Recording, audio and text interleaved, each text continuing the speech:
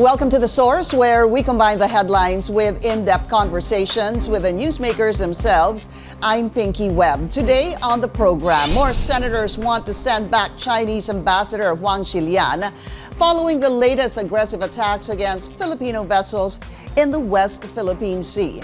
The Armed Forces chief rebuts the claim of China that its Coast Guard exercised restraint during the latest resupply and humanitarian missions of the Philippines.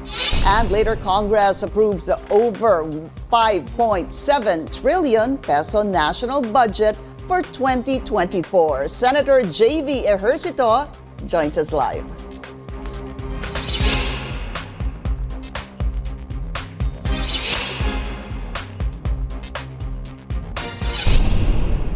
More senators echo the call to send back Chinese Ambassador Huang Xilian after the consecutive incidents deemed by a national security official a serious escalation in the West Philippine Sea. The lawmakers, including Senate President Mig Zubiri, says Huang has done nothing to address the continued harassment of Philippine ships by Chinese maritime vessels. Some also suggested to recall Ambassador Jaime Flor Cruz from his post in China. Meanwhile, Armed Forces Chief General Romeo Bronner refutes the claim of Beijing that it exercised restraint and acted professionally when its Coast Guard blasted water cannons and fired sound alarms at Philippine vessels over the weekend. Hindi professional yun, no? They were doing illegal acts. Bawal yun eh. Bawal yun pagka mag-cut ka sa path ng isang barko. This is illegal, and this is unsafe, very unsafe, no? The videos would tell the truth, no? Kahit na ano pong sabihin ng China na tayo ang gumagawa ng dangerous maneuvers, kitang-kita po sa video kung sino ang nagsasabi ng totoong pangyayari. And let's go straight to the source of the story. We have Senator JV Ejercito. Senator JV, welcome to the source. Good to have you again live. Yes, good morning, Piggy. Nice All right. to be back. Nice to be back. Good morning. You were saying something because you were echoing Senate President Mig Zubiri's call for the Chinese ambassador to the Philippines, Huang Xilian, to leave the country. And you said it in Chinese. Ano ba yung sinabi ninyo? Pakiulit. Sabi ko, ni Wei Chala, ni Pu Hao. And that means?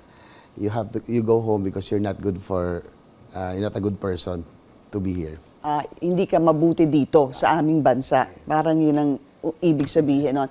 But I think even more than that, you were saying that he is not helping the diplomatic ties. He's not strengthening the diplomatic ties. And sabi niyo, nagbubuhos pa siya ng gasolina dahil kinausap daw niya si General Bronner. Could you please tell us what happened? Yes, Piggy, last week we had an executive session with the defense officials, no?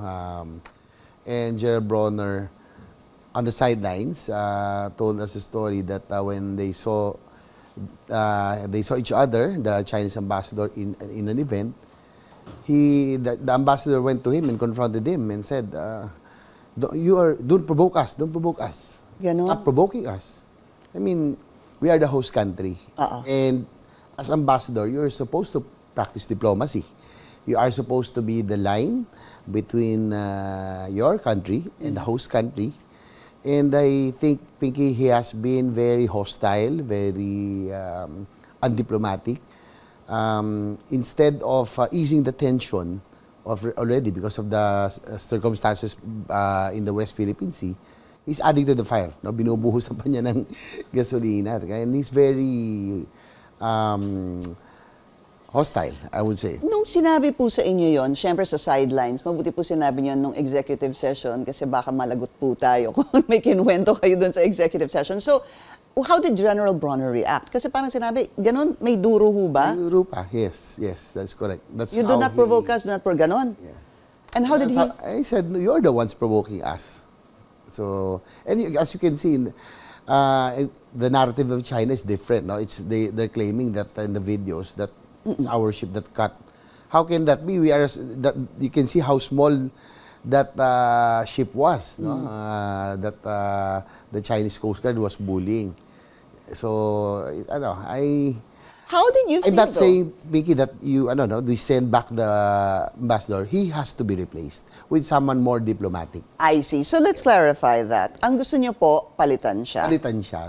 Kasi if we send them back and recall ours, that's already a sign of cutting ties already. Yes. So I'm hoping that China would send someone more diplomatic, someone that more cordial, and someone that would be help ease the tension, and that would serve as a line, communication lines in the middle of this circumstance. So basically, it's an appeal to replace Chinese Ambassador to the Philippines, Huang Xilian. Hindi po umalis siya dito and leave it vacant. Yes. Hindi ganon. Because, Pinky, with regards to the West Philippine Sea issue, our priority is still to resolve it by diplomatic means, keep the communication lines open. So it's very important that the ambassador would be not friendly, but could be more cordial, more diplomatic in dealing with our officials in the country.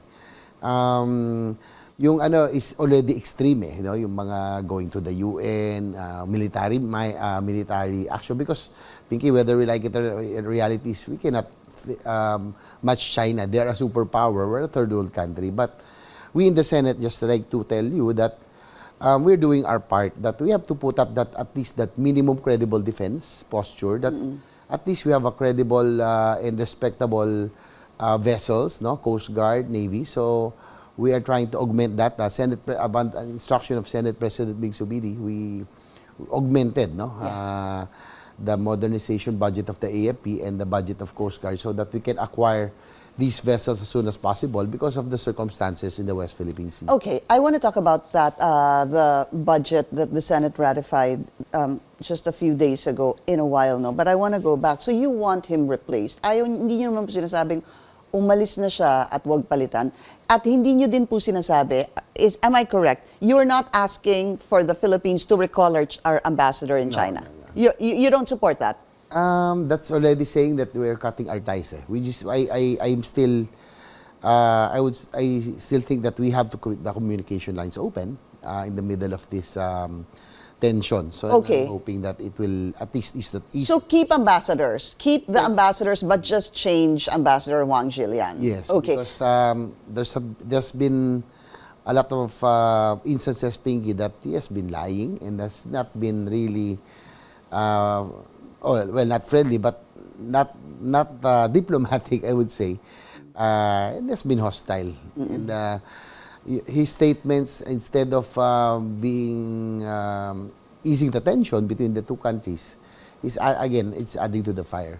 I guess what I want to find out is what kind of assurance do we have that indeed, if he is replaced, if they so decide, if China so decides to replace him, that we will have, as you would call it, a less hostile ambassador? Because I can imagine, sir, that all statements made by the ambassador are in line with the narrative of China. That is correct. How could that possibly change if we change the personality involved? Well, sometimes it's a character Issue. of a person, and if he's kind of rough, Pag rough, pag aggressive. siga, parang ganon. So it doesn't help, Okay. ease the tension, especially at this time. But we passed a resolution, Pinky, regarding this issue, that we still have to exhaust all diplomatic means. And communication lines has to be open. Tell us more about that resolution again. Well, we passed that, I think, early this year because of a lot of incidents already. I think one of the incidents where China Coast Guard was very aggressive and dangerous already, doing dangerous moves. Maneuvers. The Senate already, the sense of the Senate, a resolution was passed and signed by, I think it was approved by all senators. So we crossed party lines here, minority, majority. Pinky, during these times that our country is being bullied, we really cross party lines and become united. So it was a unanimous resolution on the sense of the Senate. One is to resolve it using diplomatic means, exhaust all diplomatic means. Second is we have to strengthen our own On our part, strengthen our Defense. vessels, our defense, put up that minimum credible defense posture. And last but not the least, going to the UN General Assembly would be the last resort ulit. Huli na yon, yung sa UNGA. Okay, and going back, this is the same resolution, I think earlier filed by Senator Risa Ontiveros and then subsequently filed by Senate President Mig Yes, Zubiri. Ito po that's yun. correct. Okay, I just want to follow up on what you were saying, what the Chinese ambassador told our AFP Chief of Staff. Dinuro, sabi nyo, at sinabing, don't provoke us, don't provoke us.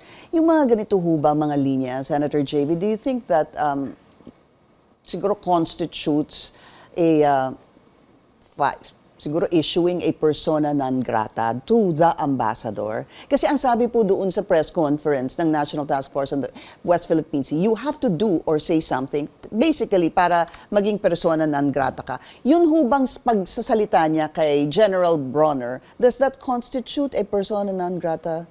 Well, it could. I think it could be because you're the ambassador. You're supposed to represent your country, and also this is already the chief of staff of your host country, and I don't think General Bronner deserved that kind of treatment from the Chinese ambassador. So it could be a ground already for declaring him a person non grata, so that he can be. I'm again, I reiterate, not to cut ties, but for him to be replaced with someone more amiable, more diplomatic, not amiable, but more diplomatic, no? So that we can still talk and continue our have the communication lines open. To which China actually said that in their defense after that summoning of the Chinese ambassador. But sino ho ba dapat ang nagfa-file ng persona non grata, if you know, sir? Hindi, alam ko kapag nangyari po sa, let's say, San Juan, nung kayo mayor po kayo. Yes, the council. Oo. Pagka ganito po. I'm not sure, but probably Congress, I don't know, but Okay. or the DFA, I think probably Maybe to the DFA, DFA, no? because Yeah. the DFA is our is the implementer of the foreign policy. Correct, yeah. Pero kayo po on your own, you don't plan to siguro push, ganun ho ba? I guess that's a question, push to issue the ambassador. Well, we haven't talked about this yet, but it was Senate President Mig Zubiri months ago, I remember, who already had that encounter with the ambassador. He was the first one, really. That said that he was lying. No, on I can't remember the issue, but Senate President Mig Zubiri was really furious because they already talked, and then what came out on the papers was different. So, it's not the first time, Pinky. So, there are a lot of instances already that the Chinese ambassador has not really been truthful and has not really been trying to ease the tension. I think at this time, his primary role is really to try to ease the tension. No? Mainit na nga eh. Siguro yung tanong ko na lang, Senator JV, is it time to declare him persona non grata? Yun na lang po yung tanong. Probably we'll talk about it. I think there's already basis, no, because of his actuations of late, no, and again, he has not done anything to ease the tension. As a diplomat, I think that's his. That has to be his goal. That's his primary goal, especially now with this kind of tension that we have right now, and because of the dispute. We need to take a very short break. This is The Source on CNN Philippines. Please stay tuned.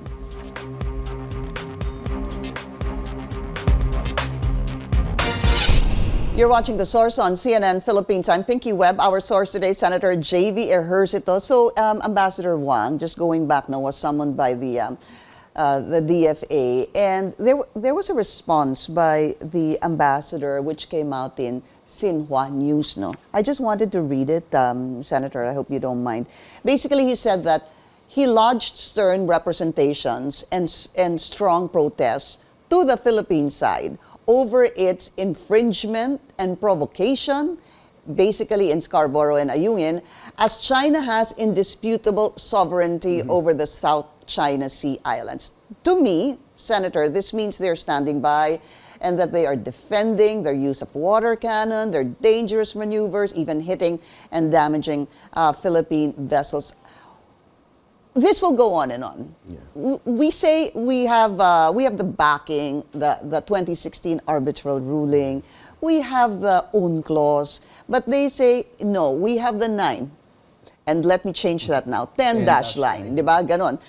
Mag-uulit lang ho kasi yung ganitong argumento. We'll stick to... Likewise, Pinky, we have more than hundreds of North verbales, no? Exactly. That were said that fell on deaf ears, that he didn't, I don't know if it reached Beijing.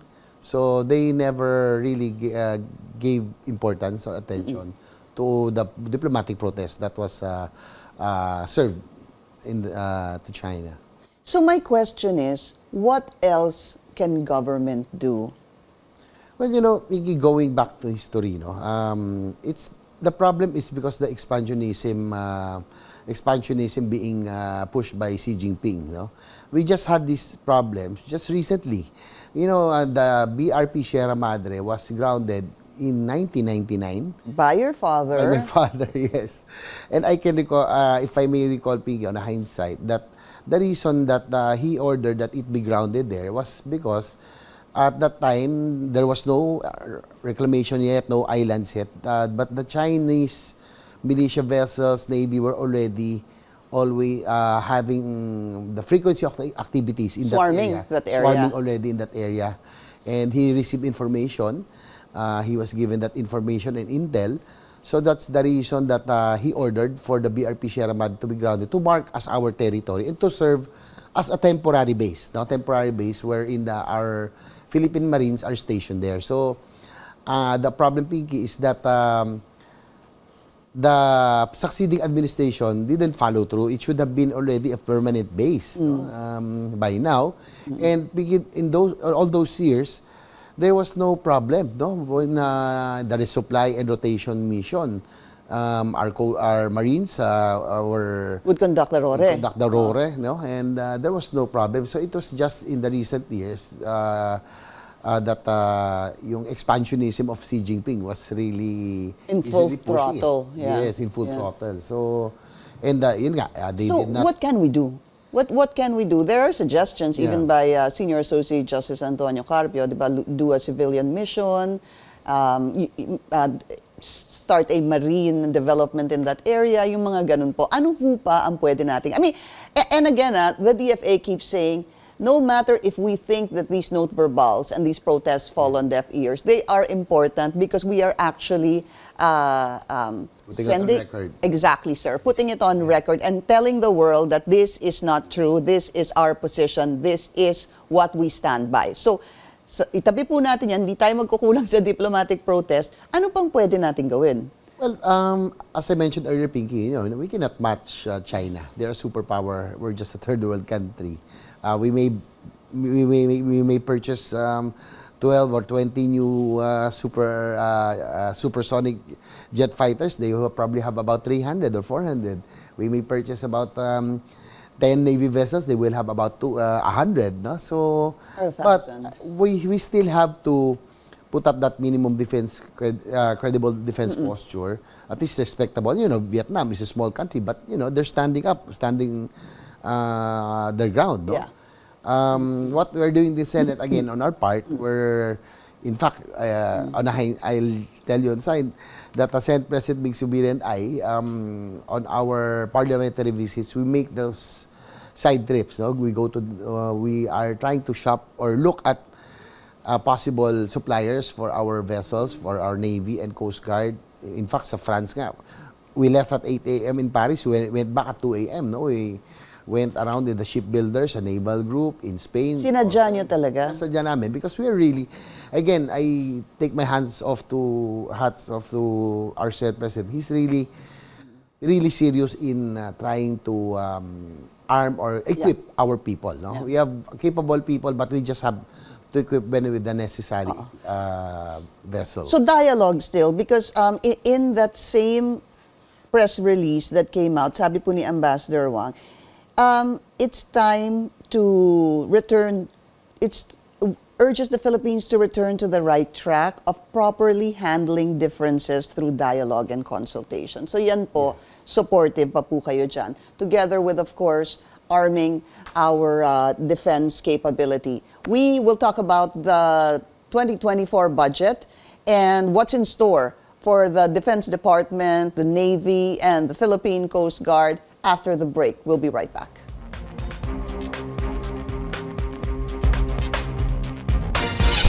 You're watching The Source on CNN Philippines. I'm Pinky Webb. Our source today, Senator JV Ejercito. Senator, so how much will be allotted, or what can we expect in terms of defense capability with the 2024 budget?